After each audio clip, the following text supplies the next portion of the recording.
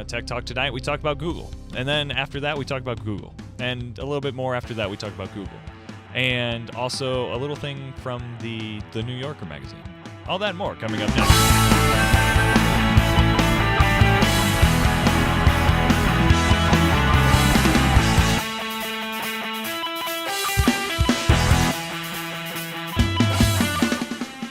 This is Tech Talk Tonight, episode 87 for Wednesday, May 15th, 2013.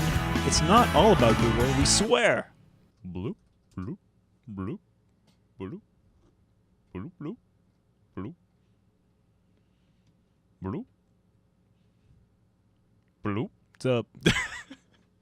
This is the show today, Gavin. We're fish. No, we're not. Wait.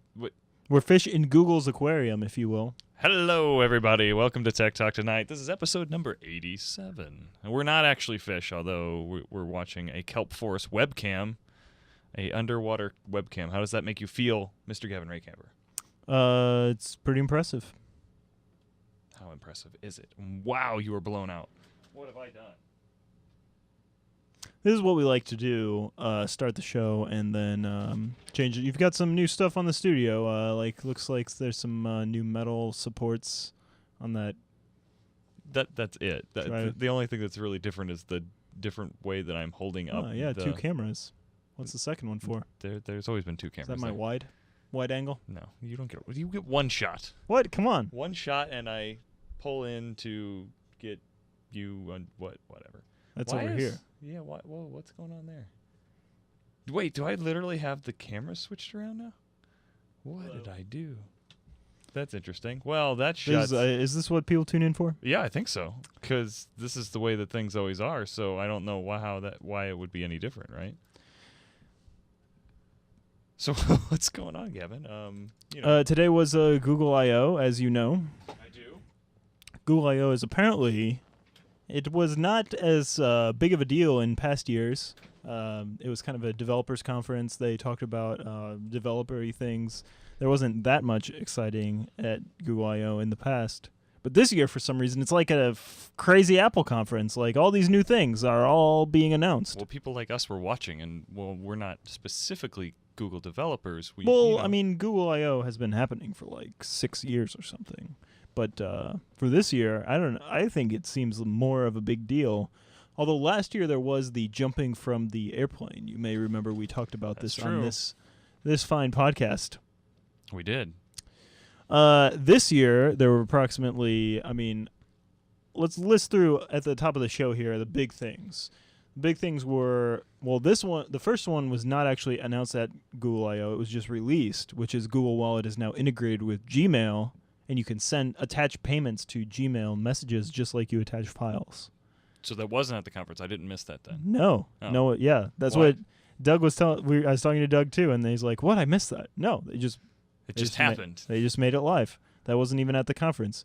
Other things were what? Maps. Well, just this past week we talked about, or I brought up, why aren't we combining Google Maps with Google Earth? And that's kind of what's going on. We can debate closer that. To a new Google Maps style. Yes. There's a new Google Plus style. Which is impressive. Which is Pinterest. Yeah, okay. I thought that too. There's that. There's a Google Play Store for education, where now people can buy tablets for all their kids, and they can push apps out to all those tablets. Not as exciting for us as for school districts. I think this is exciting. Well, okay, it's a developers conference. I think that's what people need to be making right now is education apps and go after that market, because I think that's going to be huge now. What else? That's all I got. The Google Hangouts, the app for the phone. Google Hangouts. There's an app. I can't actually get it installed. I get an error. Did you install it? I didn't try it yet. I did. There's Android Studio and IDE to help you make Android apps, which is kind of cool. That was nice. And what was the game that they played with the? They set down a whole bunch of devices on a table, and all the devices basically were synced together, and it created one course of this race. What was that in a connection with? I didn't catch the very beginning. It was just it had to do with HTML5 apps on Android, basically. Okay. Not huge deal, but it was impressive though to see that. Basically, it was like you only had one button in the game. It was just to tap your screen. So there were 5 people playing. all the things were linked up together and it was just like a standard RC game. But I think that would be impressive to see what people can do with that in the future. Yep. You know, I really want to see like what people actually finally come up with this. So like, out of all of those things that we said, what's the most interesting to you? what is the most interesting to me? I'm gonna go with maps, just because. Okay, let's get into this maps. So did you Okay. actually like look? It's I'll post the URL in the show notes and in the chat room if anyone's actually in the chat room. Did you request an invite? I requested an invite. I watched the video, and they're claiming it's the most comprehensive map now built for you. And I read that as Google is tracking you even more now. Yeah, sitting through this conference and everything, I really was like, well, all those things are great and everything, but like, do I really want Google to know everything about me? So, but if we only talk about the new Google Maps, and neither of us have it, but we've watched the video, there's no left-hand sidebar. Basically, it's just the Right. map is the full screen, and there's a search bar. And you can search similar things like you could before, business categories, businesses, etc. The results are actually on the map in highlighted form. That's one of the main differences when you do a search. The other difference is that they're collecting information about what you search for. So if you can easily mark something as you can star something, which you could star before, but you're also seeing results from your social graph in Google Plus. Okay. So if maybe Braden checked in at Cordy Rec Center and I'm searching for rec centers near St. Louis, it might bring the Cordy Rec Center higher than it would regularly because my friend was there in the past. And that was, that's a pretty long stretch for a drive from St. Louis. Well, Cordy Rec it's a similar idea, right? Yeah. If Braden stars a restaurant publicly on Google Plus, then if I search for restaurants, that might pop up more heavily than it would before. That was also mentioned today in the thing that everything that you search now and that comes up as a location on Google Maps will now have a 4-star rating thing that you can do to it now. Yes. I caught that. Which I didn't. I thought you could do that before. I Not think really. It this was is all just through Zagat or something. Yeah. They're also touting the directions that you can choose different routes, but you could do that before, so I don't know what's the big deal. They're touting the driving directions with better traffic, which you could have that, so I don't know what's the big deal.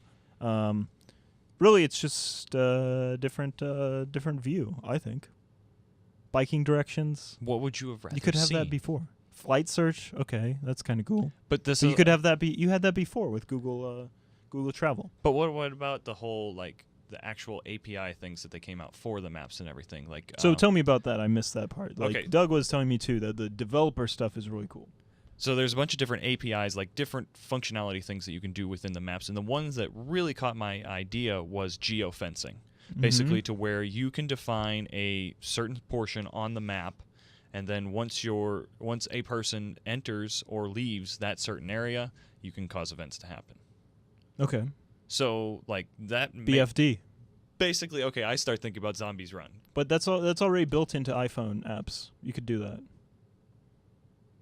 Okay, so people were finding ways around it then. They made it easier, I Okay, guess. okay. But, you know, Maybe Android didn't have that, but iPhones for sure have that, right? Like I have an app that my podcasting app. I put whenever I get home, download the latest thing. you're doing that episodes. with Downcast? Yes, you can do that.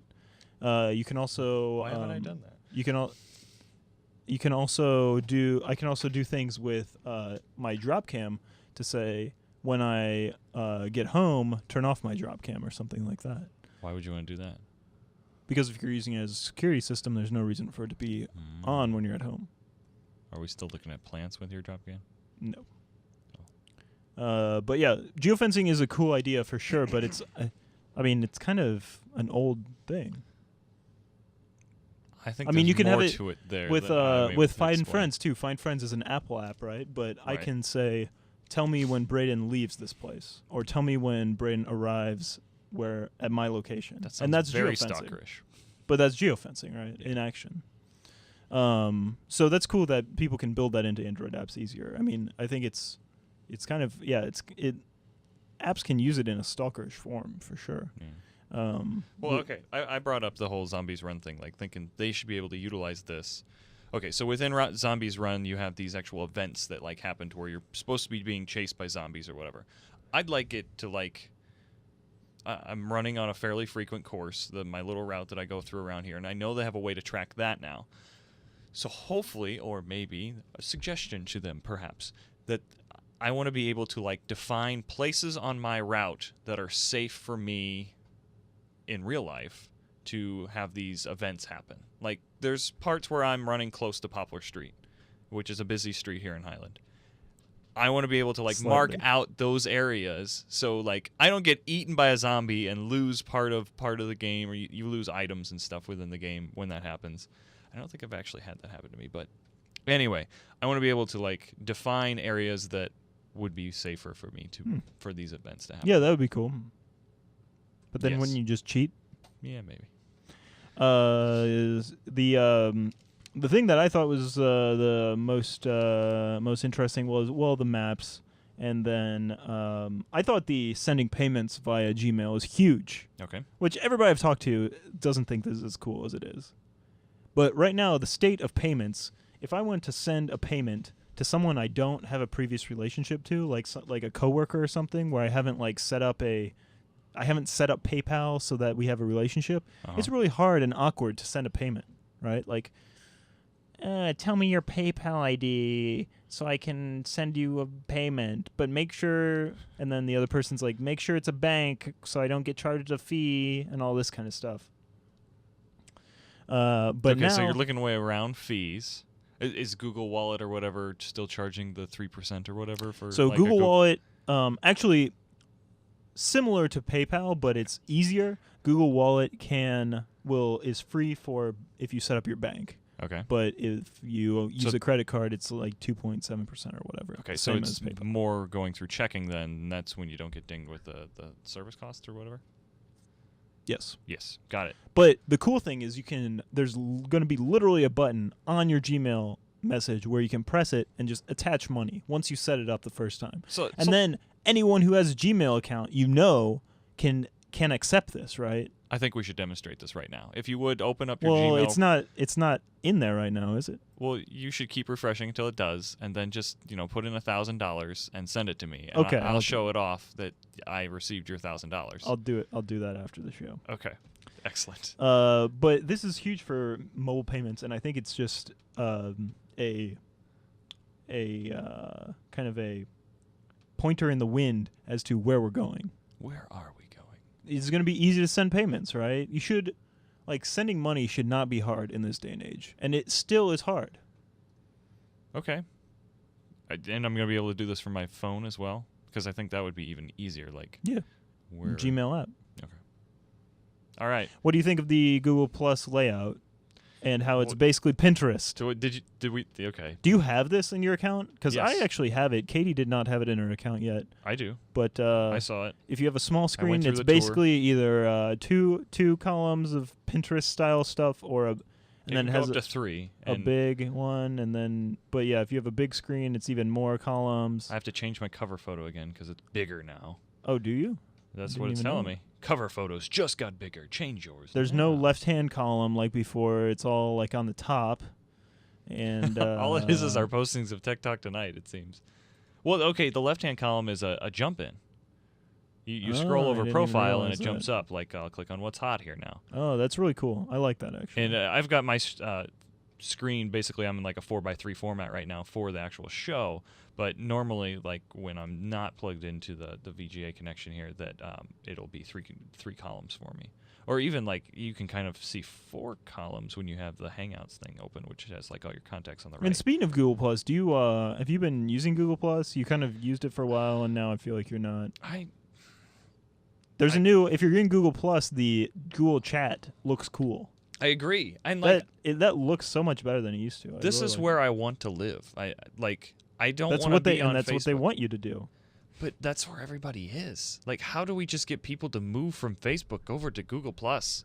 I don't know, because there's a lot of people who, and you alluded to this before, people who don't want to be in the Google ecosystem, or they don't want to be really a lot in the Google ecosystem, so they don't opt into these things. They don't opt into YouTube. They don't opt into Google Plus, and they don't want to share things on Google Plus with you, even though you want to. So it's kind of a social awkwardness. Okay. But they're still in Facebook and posting all their stuff in Facebook. Few comments from the chat room. Kate thinks that it kind of looked like Facebook's new layout and stuff, which they had. I know Facebook has the whole jump in left-hand column and stuff. They're doing stuff like that now too.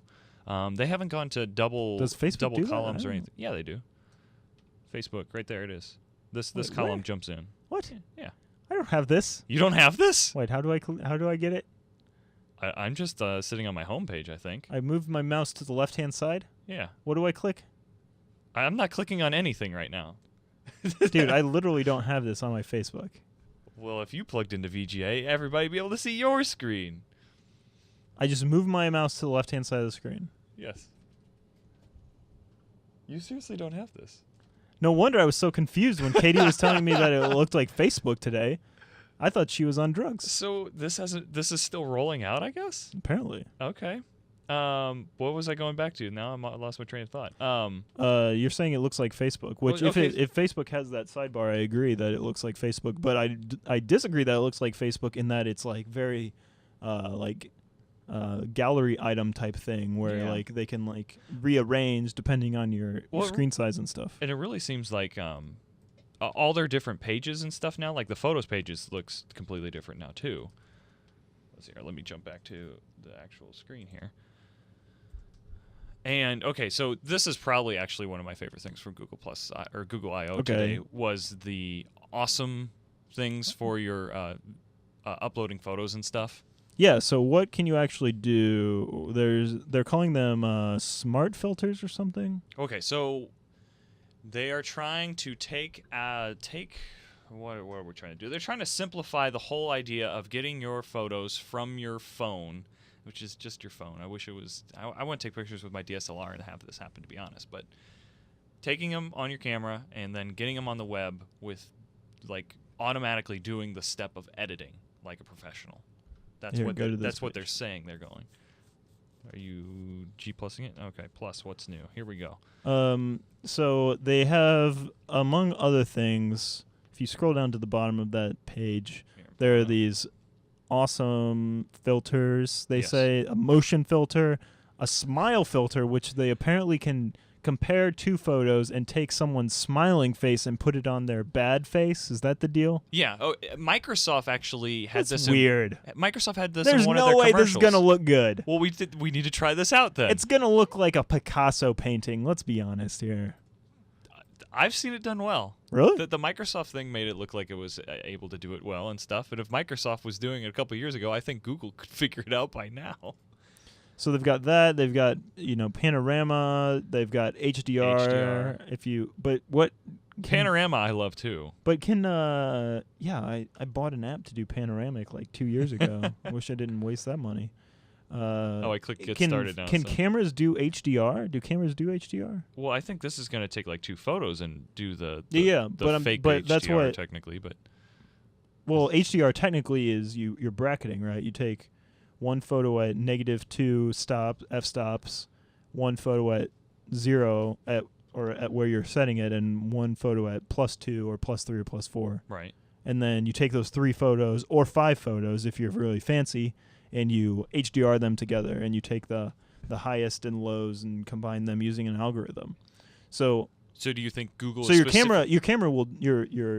actual camera will do that if you put it in HDR mode. It'll take 3 shots, wham, bam, bam. Okay. Right? Do cameras do that or not?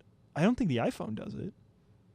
I think the new iPhone does it. Oh, does it? Yeah, it does actually. You're right. I'm pretty sure it does. I'm assuming the latest Google phones or Android phones coming out are doing that as well. So it's Google, when it uploads your pictures, then are specifically going to look for the pictures done that way and do then do it automatically. Which is awesome.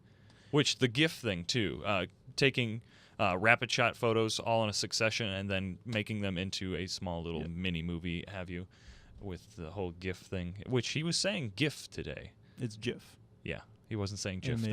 Animated GIF. I don't know. He was saying GIF, and the They're Like- talking about in the chat room how everything kind of looks like Pinterest now. Even like the Google Reader alternatives, because Google Reader is being shut down. Yeah. The Feedly, like, takes all your Google Reader feeds and makes it look like Pinterest almost. It's so annoying. Yeah. I think there's going to be like a hipster anti Pinterest. Like, we need, like, this is called Pinterest style. It's got to be. So there's going to be an anti Pinterest style soon, right? Because for a while it was like the Metro interface style is cool. Well, I and almost now, think like, the this Metro style. interface is more or less like a horizontal Pinterest, don't you think? Yeah, I guess. That's just the way people like.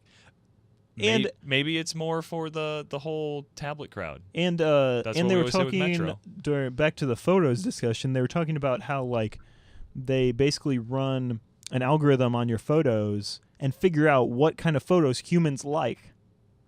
They can take, like, your collection of photos Mm-hmm. and figure out which ones are the best, which ones are the most Right. interesting to you, They're gonna look for and they're going to show those by default. right your family members. It automatically like basically goes off their Google Plus profile, does facial recognition, goes through your photos, figures out which photos they're in, and then basically makes those the photos that it stars I more don't think or it's less. just based on people, though. No. That's just one thing. It also does landmarks. Mm. What was the other ones? It's getting rid of all the blurry ones, all the ones that are in low light and everything. Yeah. But then, Ones like, that are, like, correctly exposed, basically, are the best photos. okay, but I thought it was interesting that they showed a picture from his vacation photos or whatever, and they used that photo as the one that it's going to like not star, not use, not display. But But then then he they- showed how he fixed it. Yeah, they Yeah, came which back is- with the awesome filters and was like, and now it's perfectly lit. So Yeah, but in the Google interface, you'll never see that. Or you could see it, but you won't see it by default because it'll pull up the best ones first. I don't know. It's kind of lame. it's not that lame. I like it. Why don't you like The it? fact that they're You have to actually love. the fact that they're actually addressing the issue of the, like, photos on your phone, like, who, not a single person out there, like, has a good understanding of how they're archiving their photos correctly. Yeah, I'm doing. Like, a I have horrible job. thousands of photos on my phone. I used to, when I had my BlackBerry, because there's none of this syncing and cool stuff, I would have to literally take them from my BlackBerry, put them in a folder on my computer every month or two, Uh-huh. and I knew that, like, the photos existed in one place. But now, like, some of them are syncing to Dropbox. When I open Dropbox, some are syncing to Google Plus. When I open Google Plus, Excuse me. like, some are sync up to 1,000 can sync to Apple iCloud, but more than that can't because I'm not paying the money. And, like, which ones can I delete from my phone? I don't know. So I think that's the big question This is the here. problem. This is a problem that everyone with an iPhone has. Literally everyone. I agree. And they have to solve it, or someone needs to solve it. Okay, so what is the solution? I don't know. Where do you want to keep all your photos? Not I don't want Google to keep them because then they'll You don't want them all online. I don't know. There has to, well, let's just be serious. Because Like, the there's prob- photos you just don't want on the web, no matter what, right? I guess. I try not to take those photos. But the, like, a problem with just trusting a service to do it is that I'm not paying Google any money. And when you're not paying for the service is you. Right. So they're monetizing your content somehow. And who knows what they're going to do later on. And But they're not supposed to be evil, Gavin. also, what Google Plus was doing for the longest time, they're not doing anymore. But if you uploaded a super high quality photo from your, like, from your SLR, Yeah. DSLR, They it were- would shrink it down. Yes. It's not. So who knows that it was they're not saving it at full quality. So who knows if they're actually going to save my photos in full quality, or, like, after a month they're going to, like, downgrade them. They told us today that they will save up to 15 gigs worth of your photos at full That's what quality. they say. But who knows what they're going to say in a year, They also 2 said that years. They Google- might shut Google Plus down. They shut down Google Reader. that's true. I So- don't think they could do that. I think you need to pay for a service that does it intelligently, that you know what's going on with your photos. What do you personally think is that? I application personally, now? I'm not a majority of America, but I personally would like an application to move the files to somewhere that I know, either on my computer or in the cloud, that I'm paying them money to keep the storage, Uh-huh. and then remove them from my phone. Yeah. You don't want them locally somewhere? Like, you don't trust it to have, like, just on your desktop PC? No, that would be fine too. But I want them to also remove them from my phone, so I don't have, because right now I don't know what photos I can remove from my phone, and I'm running out of storage. And that's the problem with all these services, is that they upload certain photos, but you don't know which ones are actually there unless you go through and nitpick. Who's going to nitpick like 1,500 photos? Like, oh, is the photo from Braden on Google archived on Google Plus? Let me go check. Is the photo of Braden with the microphone on Google Plus? Let me go check. That'll take a whole day. You didn't bring your camera tonight. How am I? It's got gas on it. Oh, really? No. Oh, I was worried. That would be horrible. Yeah. Okay, have Anyway, we gone? that sounds like the Have we given them enough Google? yes. What else is going on out there? Well, I have a different Google story of Tim Cook having laryngitis or whatever. What is that? It's not. Was that today? Yeah, it was one of the early ones. Where is it? It might even be gone. Anyway, Larry Page. Sorry, not Larry Page. Last Google I/O was not there, and now today, before Google I/O, they have this announcement that he has partial. What is it? Suffers from partial paralysis of each of his vocal cords. Wow. Which they said something was wrong with his voice or something last That's year. weird. So he has this rare disease that causes crap with his vocal cords, and he's gonna, with his wife, create a foundation or whatever to help people with this condition. So that's what happened to Larry Page today. The more you know. Tell me about this New Yorker Strongbox story you posted. I thought that was interesting. So you may remember from a few months ago, Aaron Schwartz Yes. sadly committed suicide because he was being prosecuted for posting a bunch of scientific journals online or something. Yeah. And this was one of his projects that he was working on. It's called Dead Drop, and it's basically a system where you can securely pass information to a news organization. And this without them one is knowing. specifically for the New Yorker. Yeah, without them knowing. So the Strongbox, NewYorker.com/Strongbox, is one implementation, or is one instance of the Dead Drop service. And I didn't even know this existed. I thought it was pretty cool. Basically, you can only connect via Tor, which is Right. It's which a is way the of network where- anonymizing your IP address, and basically you're using a proxy. Yeah, and then you can basically upload files or messages into a box, basically, and then it gives you a unique key that the press can then leave you a message, like if they want to ask you a question, and then later on, if you want to go and check this box, it's not associated with you. You again connect through Tor, you put in that thing, and you can answer questions or whatever. How do I get that key if they don't know who I am? Well, when you're uploading the initial stuff, it tells you the key. Okay. Somehow. I mean, I didn't actually use it. I don't have a lot of whistleblowing opportunities. Or do I? You don't want to commit, or you don't want to admit to all those murders back in the 70s for you? Well, I don't think it's so much as your own stuff, admitting your own stuff, as admitting that this corporation is doing this horrible thing, or this, like Benghazi or any of that kind of stuff.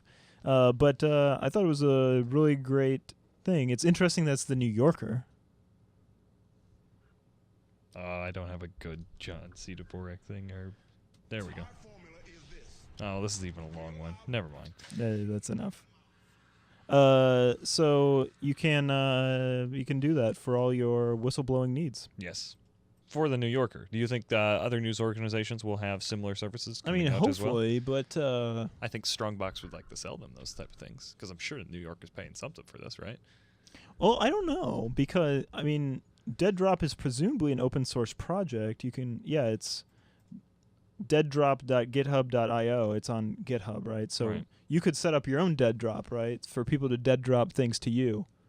And then they're just branding it the New Yorker Strongbox. So they Okay. paid their internal IT people to set up this website using the open source technology, but other than that, they're not paying any corporation any money. So that's good, right? Because then the code is out there. You know that no one's doing anything shady. Yeah. You're speaking of better news. You are trying to listen to some more podcasts. Well, okay, so I went on the search for something new to listen to. I gave up on Doug Loves Movies and Comedy Bang Bang and the other improv one. What's Improv Comedy for Bang Hum- Bang? Is that good? It's a comedy show. They have a TV show now too. But anyway, I went looking for just some recommendations and stuff, and I found 3 new ones that I'm currently. I've only listened to one episode of each on, and I'm not sure if they were the best episodes to listen to. Hi everybody, we're back. It's day 77. It's going into the What is night. this? Chester's here. This is we got my Willie YouTube. or Willow. No, this is just Chrome loading up, and that was a video that I previously had opened. Okay, so what is happening is whenever Gavin posts something in the chat room, it automatically opens the link now on this computer, Nice. which I thought would be a great feature until, well, it starts loading Chrome with all my previous videos and stuff. Anyway, back to podcasts. Found 3 new podcasts. I'm currently listening to, I'm going to pronounce this wrong, Fedipidations, which is a running podcast. Okay, Sounds so boring. it's not, well, okay, this is why I kind of think that I came in at the wrong time to listen to these specific things, because I still have no idea what this podcast is really like, because this was basically just like a memorial they did for Boston, which was really interesting, hearing like they had a bunch of people that ran in the race and their stories of what happened, first-hand accounts, what was going on in Boston. That's during good this. journalism for sure. I like that one, but is the actual Did they podcast say like what that? really happened? They basically spoke about the police weren't telling them anything of what was going on and stuff. Interesting. And they didn't even know that the thing was canceled until they got to a certain barricade or stuff like that. I recommend it. Go check it out. Dinner part download. Yes. Oh, Dinner Party Download is what it's called. This one is a variety show, which I like their concept. It's just I'm not sure if I can sit through all of it every time. But they started off with an opener, just like an opening joke to start off your house party or whatever you're going to. Because podcasts are kind of like this thing that you get your little information and education to then go out and have interesting conversations with people at parties. So they're or whatever now. basically just telling you one-liners to say at parties. Basically. No. That's how they start their podcast. They give you a joke. And What then was this week's joke? it's not good. It was did you hear about the analyst that sold his soul to the devil? No. And the devil was like, "What, are you kidding me? Analysts don't have souls." That's funny. Okay. That's their opener. Then they go into basically just chit-chat news of the day and stuff. What's currently going on in the news. They briefly go over some of those stories and stuff. Then they actually go into an interview with somebody that's kind of interesting, that's more or less related to what's going on currently. They play a new song that's going on. I think there's a couple more little segments and stuff that they have. But it's a variety show as far as a podcast is concerned. Okay. And then just the Wiretap from CBC Radio is kind of like a This American Life. Yeah. 3 stories But with on a that certain annoying topic guy. and stuff. The annoying guy? I don't know the guy that was on there. It's is it David Sedaris or is it the other guy? I don't guess know. it's the other guy because that doesn't sound familiar. But you're trying to figure out how do you listen to the back episodes that you need to get going on this? That was my question. Do I need to just start off with episode 1 on these? Or what I did was just I downloaded the last episode that they all had posted. Yeah. Well, what you can do is certain podcasts are worse with this than others, right? There's this podcast that I tried to get you to listen to, Merlin Mann's Back to Work. Back to Work. And you were like, WTF, what is this? I was like, it's hilarious. And you're I like, don't tried get it. this podcast for probably 10 episodes. No, you off didn't. And on. Yes, I did. I gave it a fair chance. Anyway, on multiple occasions. But that podcast does have a lot of inside jokes. I think the inside jokes thing you need to search. Hopefully, the community has created the best episodes, right? To get going on this podcast, you should listen to podcasts 62, 73, and 102. Okay, but to that note, I didn't go back and listen to any of the No Agendas that I... Yeah, so no, I'm saying that's part of my argument that some podcasts need it more than others. But there's a ton of inside jokes on No Agenda. I didn't get them all at first, but now I do. Yeah. I didn't need to go back on that one. So how does that fit into your thing? Maybe because No Agenda just revisits their jokes too much.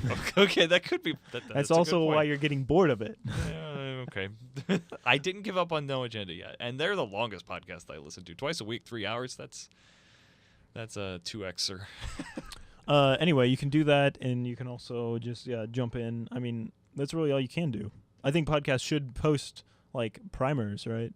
No Agenda that does. would be good. No Agenda kind of does this. They have their little thing where someone will splice together a CD But about yeah. a certain topic. But they're doing that on their own. Maybe so we're going back to Google here, but YouTube came up with the whole one-page thing, and now you can put like basically a video on there introducing all your other content, and it's only shown to a person when they visit your channel for the first time and watch it. Maybe this is a good idea for podcasting. Yeah, maybe so. Maybe we Have should that create it. one episode that's just like an overview, like a best hits kind of. Put you in some of the jokes. And when we were meeting with Brian Brushwood that other night, that was one of the things that Brian said to his little aide guy there, and he's like, "We need something like that chimes everybody into the in jokes that go on an NSFW show." And the other guy was like, "Pull up BB Wikipedia. You mean like this?" And they already have it. Well, but- the problem with that is that they're so varied that they're just so much. There's so much stuff, right? Right. There's no way to condense it down. They don't revisit the same stuff every They revisit some things. Well, But Cuba, that was just an offhanded joke that turned into a game that now they play every once in a while now. okay, slightly. But No Agenda goes back to mac and cheese every single episode, Yeah. and so you could be like, okay, this is where mac and cheese started, right? And that's a good thing. But no, NSFW tries to create new content every time. So you'd have to be like, for this meme, go back to episode 62. For this meme, go back to episode 63. For this meme, go back to episode 64, etc. Well, I guess you could go through the biggest ones though. Yeah. You probably don't need all of the inside jokes. I mean, let that for the listeners that have been listening to everything. Yeah. Yes. But I mean, yeah, there's certainly the best episodes. I don't know. We should move on because we're droning on. We are droning on. It's interesting. What is the RS OTW? Oh my gosh, we almost forgot about the subreddit of the week. Okay, Gavin, what's in the safe? Have you been following this meme that's been going on Reddit? Okay, so our subreddit of the week this week is What's in this thing? What's in this thing? And this all basically started off with one post.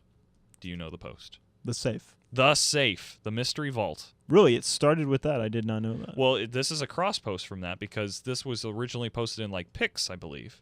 Let me pull this up real quick. I lost my mouse because Gavin opened a link. I gotta turn that off now. Okay, bad things are happening. Here we go. So this guy has a safe in his basement and he can't get it open. And he's basically been taunting people with very few updates and stuff. And there's been thousands of memes probably at this point created about this thing, like what's in the safe, give us updates on what's in the safe. And this has become its own subreddit now but at first they were like, okay, it's just going to be updates on this specific safe. But now they're like, where can we take this even further for the subreddit and everything, even after we find out what's in this guy's safe, which we haven't figured it out. Wait, we have not figured it out? I thought he posted photos. No. I would think it would be the top thing on this thing. It has not been found out. Not a joke. Decided to make an attempt to crack the safe by hand. I don't think this has photos. When did this start? Is there a way to find that? Well, the top post is... I think this has been going on for months now. The to be Mystery honest. Vault X posted from our picks 2 Yes. months ago. Yeah. Okay, so we're just waiting for... We need to know what's in the safe, man. And this is a big thing. You see memes all the time on Reddit about this. So what are people posting in this thing? Just general stories about safes? Yeah, and, ideas? I Well, they guess? have tags on here like unlocked and locked, okay, I'm on the top photos here and stuff. So This is one that's currently still locked. This subreddit is not going to close down when they figure out that original safe. No. This is going to turn into just a general thing about, hey, here's a locked safe. How do I get it open? And then the person posts the results, I guess. Right. And like I really like this one that this person found in a pantry that we were just looking at a second ago, and it's in the pantry of the floor of this house that they found, and he has yet to be able to crack into it. Somebody found a cash box. That's so funny. Yeah. Did you ever have one of those? I had one of those when I was a kid. No, I did not. But Locked, unlocked. See, I like that we know that like if we have pictures of what's actually in the safe and stuff. And then like somebody just posted a picture of like one of those little camera things that they sell at hardware stores. That's a snakeable camera that you can basically drill a hole, stick the camera in, and pull up a picture of whatever's on the inside. They sell those at hardware stores now? Yeah. That's sweet. I know they sell them at Rural King here in town. Anyway, I like the subreddit. I subscribe because I want to know what's in the safe. And like this is one of those things like when they crack into the original safe, you need to post it on. We need to talk about it on the show. Okay, that's because cool. I'm not going to subscribe, but I'm interested. Well, see, that's the thing. Like I started seeing memes about this thing, like just the phrase "what's in the safe," and had no clue what this was in relevance to. But then I hit random button today, and this comes up, and I finally. Did you see the original when it was originally posted? See, I saw the original. Just like randomly when it was on the front page. Oh, before it went viral. I was completely lost, and I think I had seen this picture before. I gotta pull it back up again. Their little Shmoo logo that they have here with just like it looks like the eye of the Shmoo, but then it has like all these lines coming off of it. I thought this was a Clockwork Orange reference when I first saw it, because that's like an iconic image within Clockwork Orange with the makeup that he has around his eye or whatever, just long eyelashes. I don't know. That's just me. 88,000 people in the subreddit. Everybody wants to know what's in the damn safe. 176 people are here right now. Tech Talk Tonight subreddit, that's for sure. Indeed. I think it's fun. That's the subreddit of the week. Yes, indeed. All right, we need to wrap this up. Any stories that you want to talk about really quickly at the end here, Braden? I'm thinking of signing up for some type of online class this summer.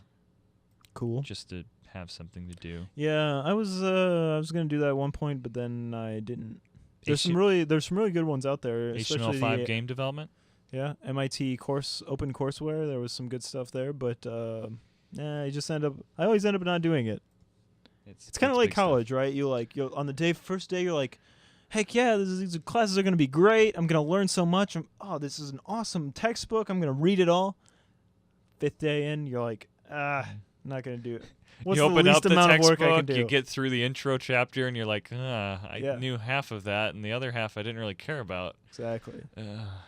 Yeah, I know how you feel. Rob wants to challenge you at Sporkle, which is his domain.